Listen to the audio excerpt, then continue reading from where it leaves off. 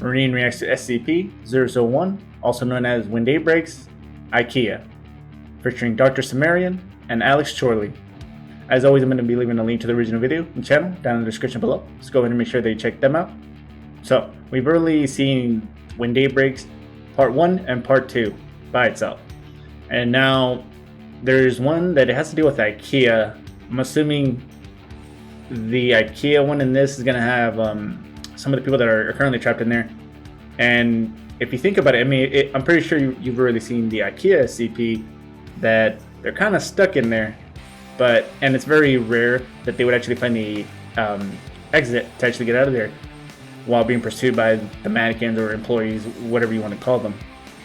And say if they do come out and they go into a world or this universe when Day Breaks is happening, and they're going to turn into that little fleshy gloop.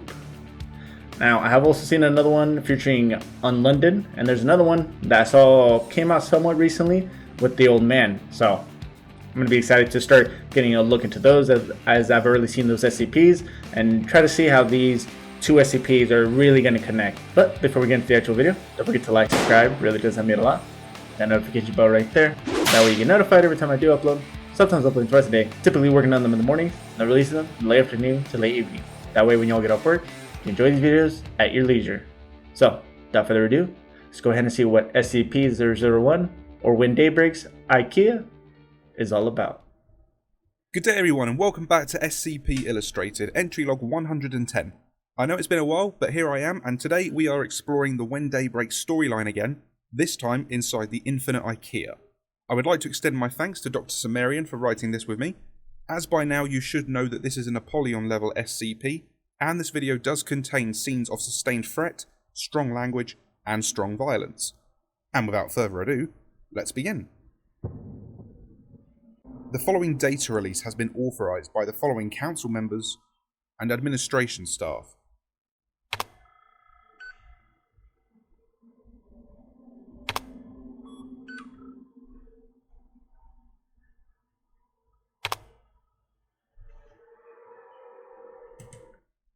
On London. Okay, so on the On London video that I did a little while back, I did discuss about how that could have been connected with When Day Breaks, because I had early seen it as a thumbnail on recommendations, and then I started to think like, well, there's obviously got to be some kind of connection or somehow, because as with On London, since they're underneath the ground, and I don't remember quite too much, but I remember talking about how naturally, you would think of the darkness or being underground would be terrifying.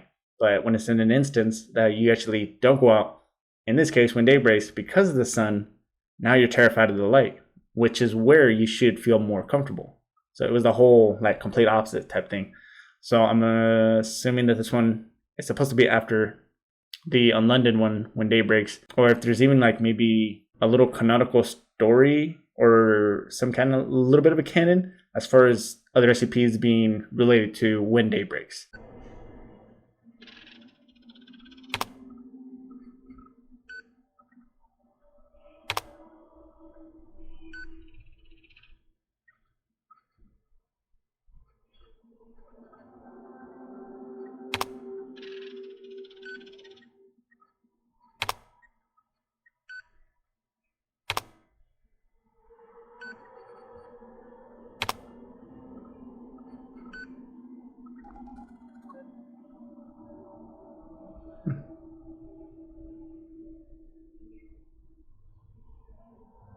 There are three things that we humans are capable of that raise them above every other species in the animal kingdom. One is running. There are faster sprinters, but over long distances we stand above the rest. It doesn't matter if you're crossing an African savanna to look for your next meal, if you're running up the street to make it to your job on time, or if you're stuck in an infinite Ikea trying to find a good vantage point to watch a battle. Running is our thing. The other thing is really the core of the battle happening here. Humans are natural throwers. Other apes can do it, even some monkeys can do it. But when it comes to throwing with both power and accuracy, there is no comparison. Be it a long stick with a rock on the end, a baseball, or a sharpened piece of cherry wood pulled from a box labelled Bjorksnas. This piece of cherry wood was thrown by Master Thompson of the Home Decor clan. Its purpose is to find the heart of Lord Pillman of the food court. Pillman has already thrown a spear as well. This one is stained oak. They pass each other in flight and both find their mark. The last warriors standing in this bloody battle fall at the same time. Master Thompson clutches the spear that's lodged itself just below his heart. He's already drowning in blood as his lungs fill with it. Pillman lost consciousness when the other spear passed through his neck, the loss of blood pressure being just a bit too much. And the man perched high above the battle, Jamal of the Customer Service Kingdom, took notes in his journal. He was a neutral observer. His job was to report back what had happened here. The winner between the Home Decor and the Food Court clan would gain access to the newly discovered and fully functional bathrooms 2 hours over. Jamal stood up to survey the scene. Alright, I'm back. I just got back. I had to go take care of something real quick. If you hear any talking in the background, just know that was my roommate. I am aware that there's a noise removal tool in the Movavi editor, which I do use. So I'm going to be using that to take care of that as much as I can. Hopefully they don't talk too loud further on into the video, but I just wanted to really point out here that there wasn't a whole lot of infighting in the SCP-3008 when I was listening to it, mainly because, I mean, that's what I initially thought there was going to be, some infighting, if somebody's going to try to be the big person on the block in a sense, but there wasn't really that because it was mainly humans on one side versus the employees on the other side. Now, unless if it was for scarcity of resources such as food, which I don't think would be highly likely just because they had food that would get replenished. And then, so now I'm thinking if it was for a reason, it was going to be maybe for supplies or equipment that could help protect themselves. And obviously one group wanted it and the other didn't. Although it is saying right here that the winner between the Home Decor and the Food Court clan would gain access to the newly discovered fully functional bathrooms 2 hours over. So it does seem like that's the only reason, but I mean, it's crazy to think that this battle would be fought over bathrooms. But obviously, considering the world, the universe that it's set in, I know it's definitely a lot of different circumstances. I mean, honestly, when I was first kind of listening to it, and before I saw that last little paragraph talking about the bathrooms, I initially thought it was going to be a scarcity of resources. So there were no winners here. Everyone lay dead or dying. But then something happened. Something that had never happened before. The intercom system, long thought a vestigial relic of a bygone age, crackled to life. Clean up on aisle 34A-029B. Jamal's eyes went wide. That wasn't anywhere near here. It was right next to the customer service desk. You'll recall I mentioned that there were 3 things humans are capable of that raise us above every other species. We run, we throw, and we're storytellers. Regardless of what happened next, Jamal had a story to tell. The Customer Service Kingdom was the most powerful group in this area. They had gained that power by being neutral and avoiding conflict. Everyone else thought the best way to get big was to fight each other, claim territory, be bastards. Really, it was about remaining at peace long enough to grow. Several dozen men and women now called the customer service desk home, more than enough to be any opposing force. Opposing factions would come here to pay tribute to the king. They'd ask to see the manager, and those manning the desk would go into the back and ask. He never came out. The legend was that he waited for one who was worthy to join him on the golden couch that he called his throne. No one outside of the kingdom had ever seen him in person. Of course, the truth was there was no king. The customer service kingdom was little more than a gang, and everyone was more or less equal. When someone asked to see the manager, they'd just go in the back, have a drink and a snack in the fully functional employee break room, and then come out and say how sorry they were that the Sofa King wasn't seeing anyone today. The inside of the break room was a wonder to behold. Snack machines that never ran out, a microwave, a sink for fresh water, employee bathrooms that never clogged, a coffee machine, and an emergency fire exit that wouldn't open. More importantly, it had a door that locked. They could sleep in relative peace every night. It was a paradise for them. Jamal reached the last end cap before home, braced himself, and peeked around it. The yellow shirts and blue pants of the Ikea employees were the first things he saw. They were swarming. Why they were attacking during the day though, he didn't know or understand. The Ikea employees were attacking some still moving figures on the ground. At first he imagined it was his own people, but it was something else. Jamal was used to seeing and avoiding the Ikea employees.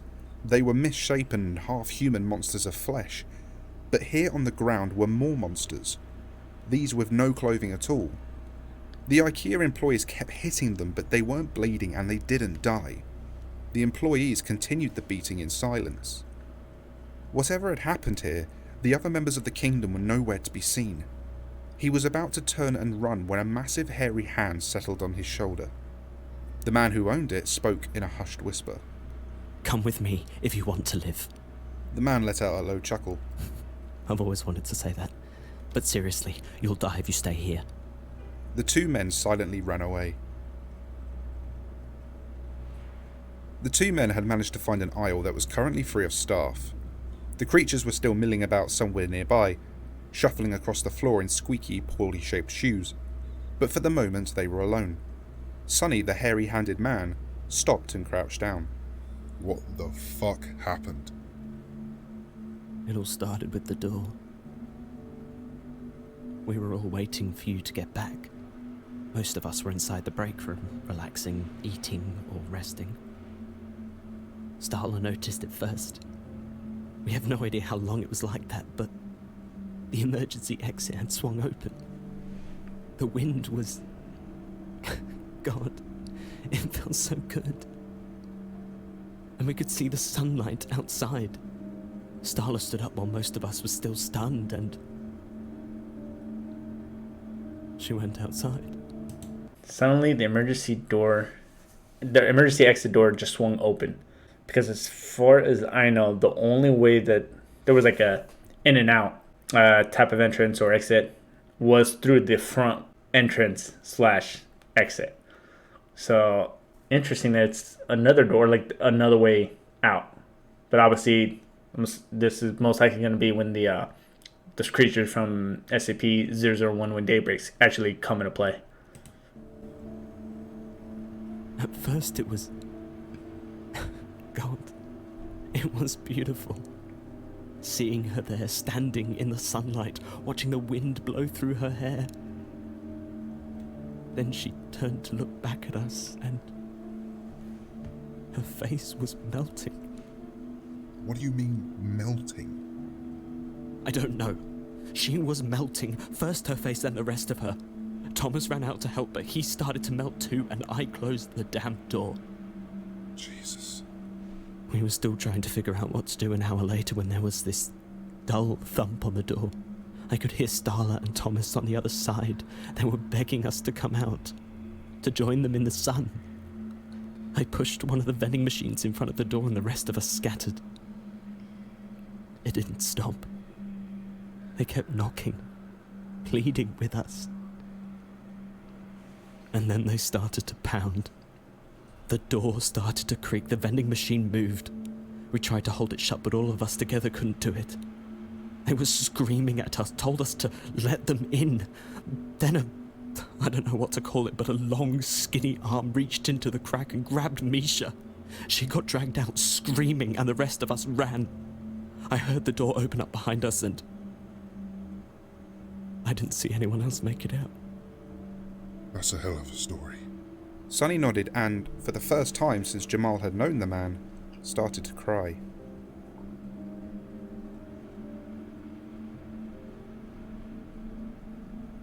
The two did their best to find a place out of reach of the monsters in Ikea uniforms that roamed the store and tried to remain as quiet as possible.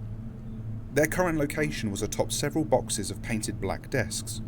Jamal hazarded that most of what was inside wouldn't have been very useful as weapons, but then he noticed several metal poles as part of the design. The two of them opened a box and extracted the pieces. While they waited, Sonny took a moment to attach handles to the drawer fronts, which were just large enough to act as a shield of sorts. Jamal took the metal poles from the design and began to sharpen them into spears. They were a bit shorter than he was used to, but they'd still work if he needed to beat someone to death. The two men were just finishing their work when they looked down at the aisle beneath them. The employees were stood there, just staring up at them with blank, featureless faces. The two men were about to run again when the next aisle crashed to the ground. A wave of other monsters came down and screeched. The Ikea employees leapt forward to attack and were quickly joined by more. The intercom crackled to life once again. Clean up on aisle 304-219A. Jamal and Sonny watched as more employees began flooding towards their location. The wave of new monsters washed over the few employees they were fighting and knocked hard into the boxes they were standing atop. The two men jumped down and began to run.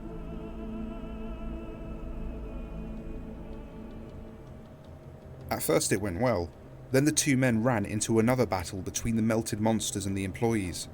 The employees ignored them as they continued the beating, but the melted monsters were reaching out with rippling flesh tendrils. The two of them defended themselves with the makeshift weapons at their sides. Hold on, I'm trying not to look at the next part of the text so I don't spoil it for me. But as far as I remember, the when day breaks, or this, I just keep referring to it as gloop. They can't really, like, take anything or have anything pull out in the sun, because they try to pull you into the sun to try to get you to change to kind of become one of them and then become a much bigger mass. But it can only do that to living things, right? From what I remember. And I guess this is really going to see if whether or not these IKEA employees are organic in nature, because they can also affect trees. But then again, they did say that there wasn't really anything inside them when they would get attacked, as far as like the employees.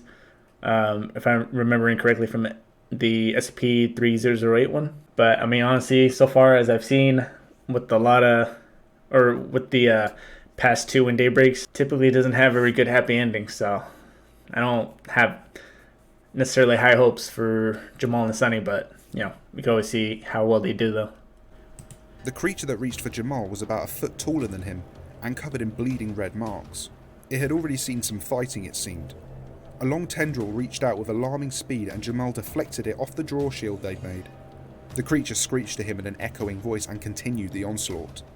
A heavy whack caught him in the shoulder and he went flying into a displayed dining set that turned to splinters beneath him. Jamal scrambled to get up just as the creature was upon him. Tendrils fired out from its abdomen that shot towards Jamal. He slashed at one with the point of his spear and then spun in place, stabbing the thing where he figured its head would be. The creature's other tendril caught Jamal along the arm and pushed him to the ground. The thing pulled the spear and shield out of Jamal's hands and then lifted him into the air above it. Jamal thrashed, but he couldn't break free. Half a dozen employees then descended upon the creature and began to beat on it with their fists. At first, its grip on Jamal loosened, then it relaxed completely. Jamal tumbled out of its grip and he slammed into the tiled floor. He tried to get his breath back, but his lungs were burning. The creature he'd been fighting grabbed one of the employees instead and moved away from the group. This picture raises a lot more questions, because now it looks, based off the picture, try not to look at the text because I know it just showed up, he's helping them. So in a sense, these employees would probably have the best chance, at least not as far as doing anything about the sun, but at least fighting these gelatinous gloops of mass. I can definitely see why somebody created one where these two SCPs meet. So Jamal had just enough time to panic as the faceless heads of the employees surrounded him. Then, one offered him a hand. He wasn't sure what to do, but Jamal took the hand anyway. It helped him to his feet while another handed him his spear and shield. A stunned Jamal stood there as the employees took off in the direction the monster was fleeing. He looked around for his friend. Sonny was laying under a collapsed shelf a few feet away, a pool of blood gathering beneath him. Jamal watched the rest of the IKEA employees begin to swarm towards his old home, the customer service desk. The employees were looking to finish things, it seemed. He raised the spear above his head, yelled for the Sofa King, and ran towards the fray. It was still a lie, of course, but a comforting one.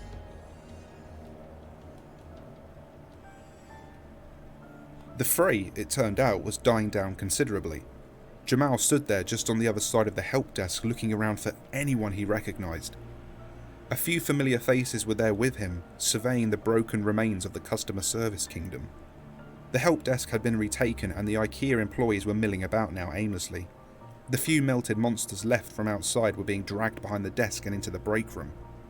Jamal began to relax just a bit, then a low, deep rumble shook the ground beneath them.